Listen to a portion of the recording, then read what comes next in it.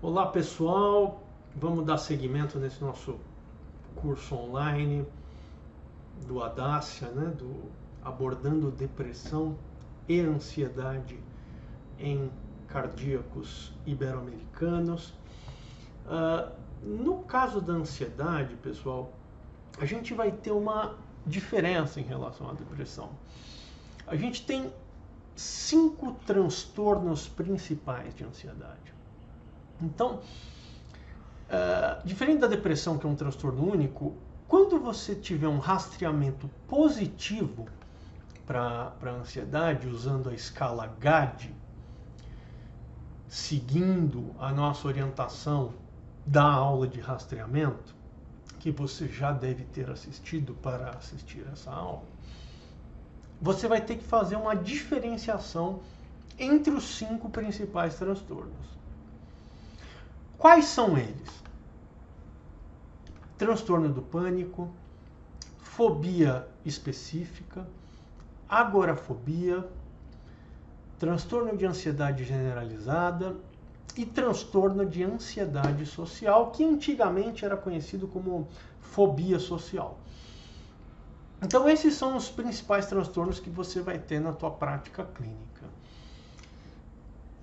Lembrando que os transtornos de ansiedade, eles são tão prevalentes quanto a depressão. Então a chance de você se deparar com um quadro de ansiedade na população geral, ou na população clínica, ou especificamente nos pacientes cardiopatas, né, doenças cardíacas, é muito grande na tua prática. Aliás, você já deve ter se deparado.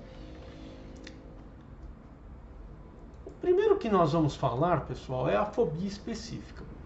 Então, a fobia específica é uma condição na qual determinado objeto ou situação gera no indivíduo uma grande ansiedade, medo, acompanhada de um comportamento de fuga, de esquiva, né, desse objeto. Então, exemplos, né? A gente tem assim as fobias de animais, né? Então, por exemplo, fobia de barata, fobia de rato, uma fobia, por exemplo, de uma situação, né, que é a claustrofobia, que é extremamente comum, então fobia de situações de claustro, né? E o paciente, ele teme essa situação de uma maneira muito disfuncional.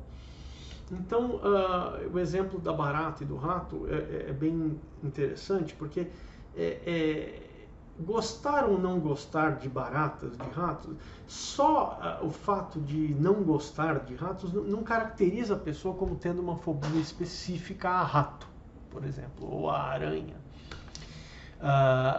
O paciente, ele tem que ter uma ansiedade extrema, intensa, relacionada ao medo de enfrentar essa situação, de encontrar esse animal, por exemplo.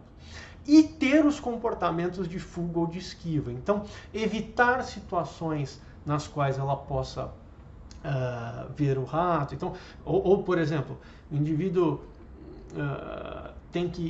vai a um prédio, vai a um apartamento de alguém e não consegue entrar no elevador por medo de ficar preso, então ele sobe de escada, por exemplo, 20 andares. Então, tudo isso se relaciona e mostra o quanto que a pessoa vai ter esse comportamento de fuga ou esquiva, tá bom? Então a gente vê exemplos, né? Sangue, injeção, altura, animais, voar, né? Entre outras situações. No caso do transtorno do pânico, o transtorno do pânico é um transtorno também bem comum, que as pessoas têm cada vez se acostumado mais a ver, então é um termo que está cada vez mais sob domínio da população geral, não só dos médicos, né? A população já conhece, né? E do que se trata? É uma ansiedade episódica, né? Então, uma ansiedade na qual a pessoa tem uma crise dita crise do pânico, inesperada, sem um gatilho claro de ansiedade. Então, assim, não acontece nada pontualmente que gere a ansiedade na pessoa, isso é muito importante.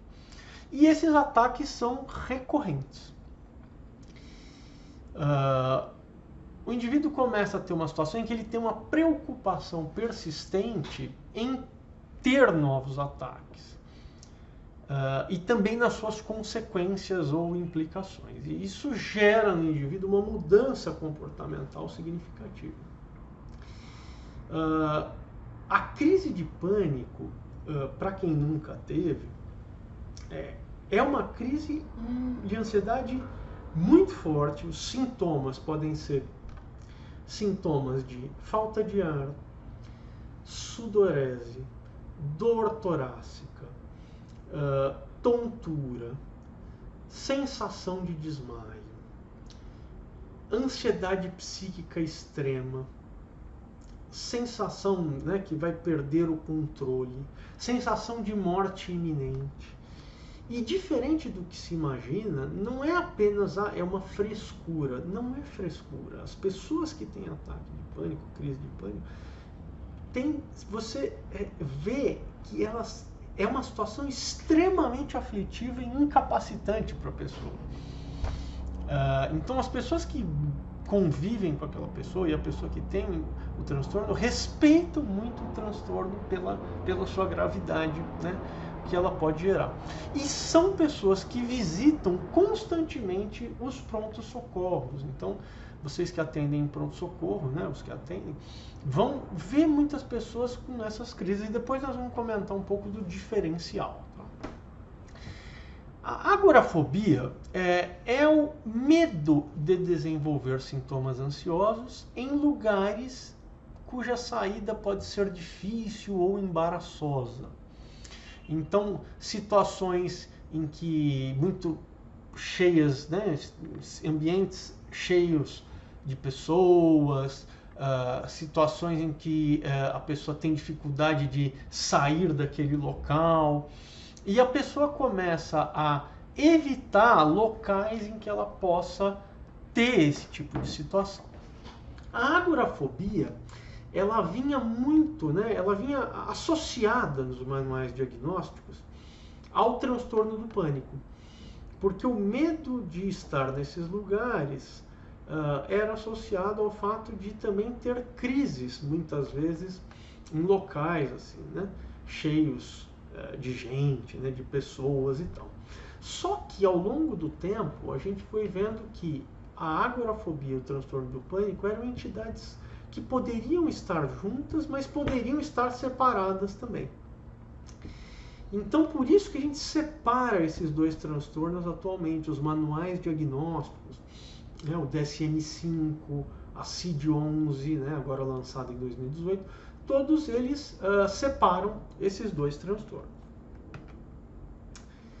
O quarto transtorno, pessoal, é um transtorno também muito comum, o transtorno de ansiedade generalizada, que é caracterizado por uma ansiedade completamente diferente da ansiedade do pânico, porque ela não é episódica, ela é uma ansiedade persistente, constante. Então, o indivíduo preocupado, ansioso, né, uma ansiedade psíquica muito constante na vida, preocupado com o que vai acontecer, né, com o que possa acontecer, e desproporcional para o impacto das situações que ele está avaliando e prevendo. Né? O início é gradual e pode acontecer, né, tanto em adolescentes como adultos jovens. O TAG, você tem uma sensação crônica e generalizada de ansiedade, apreensão, tensão, inquietação, essa preocupação com o futuro, como falei, e a gente vê uma associação muito grande com sintomas físicos de ansiedade. Então, tremor, taquicardia, suor frio, não de forma episódica, como no pânico, né? Lembrar que a crise de pânico ela geralmente se resolve em até 30 minutos, né? Muito difícil durar mais do que isso. Geralmente menos, 5, 10 minutos de ansiedade intensa e forte. Aqui não, o tremor, a taquicardia, o suor é mais o dia todo, né? Então a pessoa fica com aquilo mais constante. Além disso, a gente vê insônia, geralmente inicial, e como eu falei, sintomas somáticos, gastrite, náusea, cefaleia, e o transtorno ele pode diminuir de intensidade ao longo dos anos, das décadas, e até apresentar uma remissão espontânea, apesar de ter um curso crônico. É um transtorno que se liga muito também ao modo de vida ansioso que a gente tem hoje em dia. Então, a gente tem visto em alguns estudos um certo aumento na prevalência do TAG nas populações. Então, indivíduos que nessa vida urbana que muitas pessoas levam, cheia de demandas, com muita pressão, o transtorno tem se apresentado de uma forma um pouco mais prevalente. Então é um tipo de transtorno muito ligado à exigência do mundo atual que a gente tem. Por último, pessoal, mas não menos importante, o transtorno de ansiedade social, ou como antigamente era chamada, a fobia social. Então aqui, as situações temidas, né, não são mais animais, né, não são situações específicas como o claustro, como a injeção, mas é a situação social de exposição social. Então o indivíduo se sente extremamente desconfortável ao ter que se expor socialmente. E esse desconforto ele vem acompanhado de sintomas somáticos de ansiedade, como tremor, sudorese, taquicardia, e pode se manifestar em formas de crise de choro ou raiva, irritabilidade, imobilidade. Crianças e adolescentes que têm o transtorno geralmente não desenvolvem bem as suas habilidades sociais e podem se tornar pessoas muito restritas e solitárias. Situações que geram assim muita desconforto são, por exemplo, ter uma apresentação, por exemplo, numa sala de aula para uma criança. Isso gera ansiedade para a grande maioria das crianças, mas para o indivíduo com transtorno de ansiedade social, ele literalmente passa mal, né? Ele tem todos esses sintomas, tremor, dor de barriga intensa, é algo extremamente incapacitante. Esses indivíduos têm muita dificuldade também de participar de festas, reuniões sociais, manter um diálogo prolongado com autoridades, escrever, telefonar ou comer em público. Então, qualquer situação de exposição pode gerar sintomas para o indivíduo. Pessoal, não há necessidade de exames específicos para confirmação do diagnóstico de transtorno de ansiedade. O diagnóstico é eminentemente clínico. Porém, é recomendável que você peça alguns exames, especialmente no contexto que a gente está falando.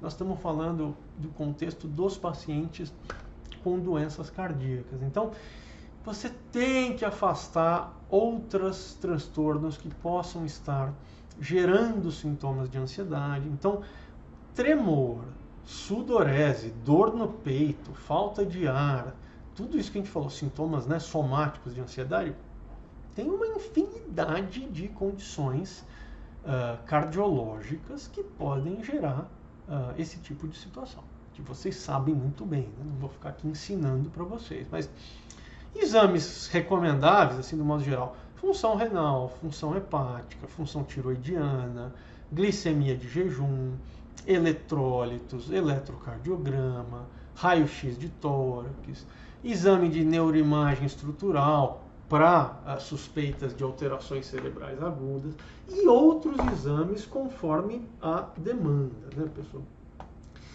O eletrocardiograma pode ser necessário para excluir um evento coronariano, especialmente dependendo da idade do paciente e dos outros sintomas. Mas a gente tem que tomar cuidado porque geralmente o indivíduo com transtorno de ansiedade, ele não vai no PS uma vez com suspeita, né, de dor torácica, com suspeita de estar tendo um evento cardíaco. Ele vai muitas vezes.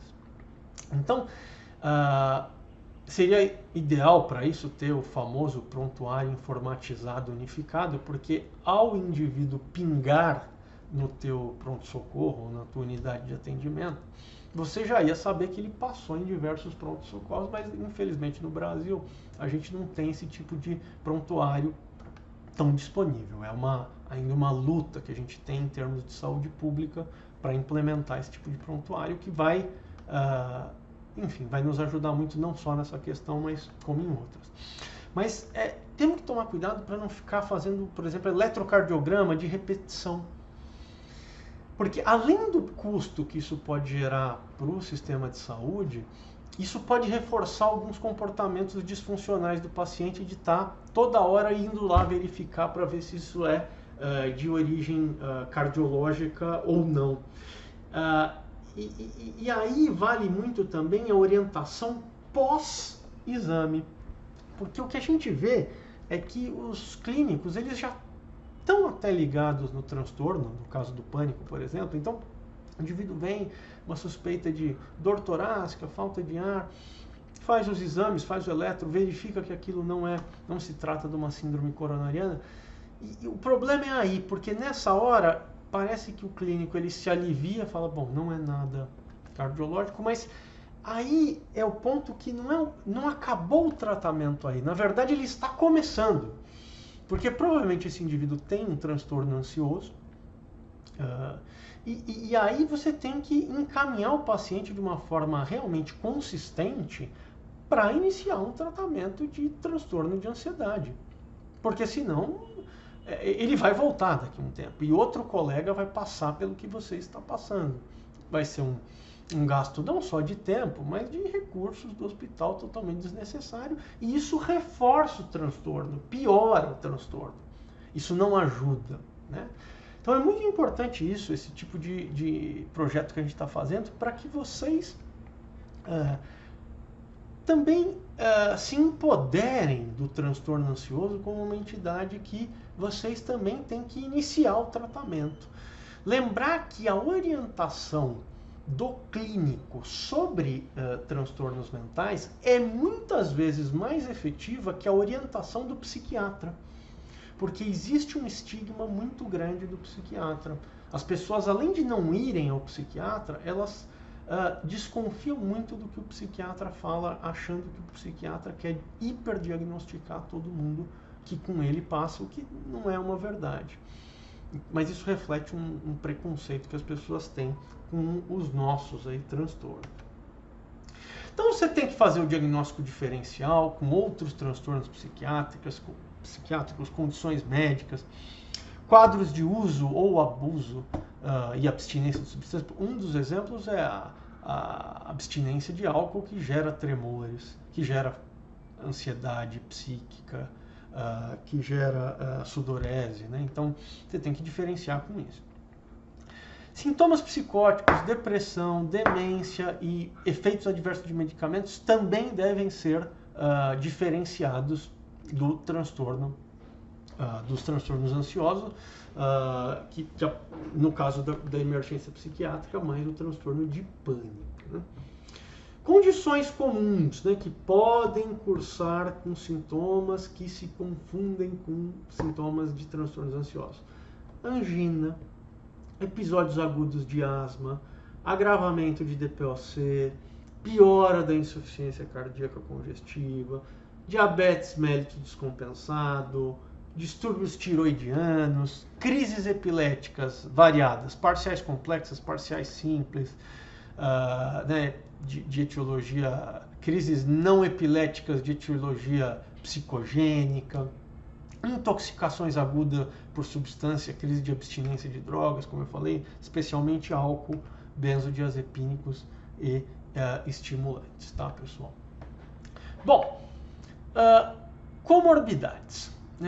Infelizmente, quando você fizer o transtorno, o diagnóstico do transtorno de ansiedade, você provavelmente vai avaliar que o indivíduo pode ter ainda mais do que um transtorno e outra condição psiquiátrica.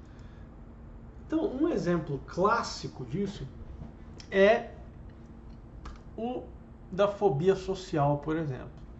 Então, indivíduos costumam usar álcool como uma maneira de evitar o estresse do estímulo fóbico social, daquela situação social.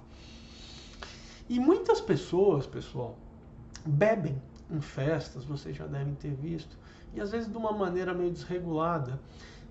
Não todas elas, mas uma parte pode estar fazendo isso para evitar o estresse da interação social que pode ser gerada para ela nesse tipo de situação.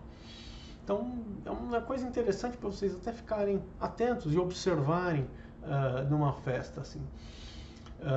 Então, essa é uma combinação muito clássica que eu pus aqui como exemplo. Mas, em torno de 1/3 dos indivíduos com fobias tem transtorno depressivo maior também. A fobia social ou transtorno de ansiedade está, como foi falado, também associado a uso de substâncias, doenças cardiovasculares e suicídio, pessoal. Então, importante associação com as doenças cardiovasculares. Muito importante vocês pesquisarem o transtorno de ansiedade social, que pode ser um dos transtornos que vocês vão triar e que é um dos menos diagnosticados. Além disso, 90% dos indivíduos com transtornos do pânico têm um transtorno psiquiátrico outro. Então, 1/3 tem depressão maior, até antes do início do pânico, e em torno de 2/3 vão experimentar transtorno do pânico pela primeira vez durante ou após o início de um transtorno depressivo maior. Então, essa relação entre transtorno do pânico e transtorno depressivo, ela é muito forte e ela pode acontecer de maneiras diferentes aí na ordem do transtorno. Mas outros transtornos bem frequentes, aí, comuns associados ao pânico são a própria transtorno de ansiedade social, a fobia específica, o TAG que a gente falou, o transtorno do estresse pós-traumático e o transtorno obsessivo-compulsivo. A comorbidade é a regra nos indivíduos com transtorno do pânico. Em relação à hipocondria ou transtorno relacionado com, de ansiedade relacionado com doença, transtorno de personalidade, transtorno de uso de substância, a comorbidade com o pânico é um pouco menor. Tá? Então, o pânico você vai ter mais as outras condições de ansiedade que eu falei, depressão, o toque e o TEPT. Além disso, lembrar da associação do transtorno do pânico com as condições clínicas. Então, arritmias cardíacas, hipertiroidismo, asma, DPOC e síndrome do intestino irritável são as mais notáveis. Então, não é porque o indivíduo tem arritmia que ele não tem pânico, na sua investigação. Ele pode ter as duas coisas. Não é porque o indivíduo tem asma, está tendo falta de ar por asma, que ele não pode também ter transtorno do pânico. A associação, ela tem prevalência considerável. Entretanto, apesar de muitos estudos na área, a gente ainda não esclareceu muito a natureza da associação, a causalidade entre transtorno de pânico e essas outras condições médicas. Infelizmente, tem muitas pesquisas acontecendo, mas a gente ainda não conseguiu detectar uma relação causal bem estabelecida, assim, bem baseada em evidências.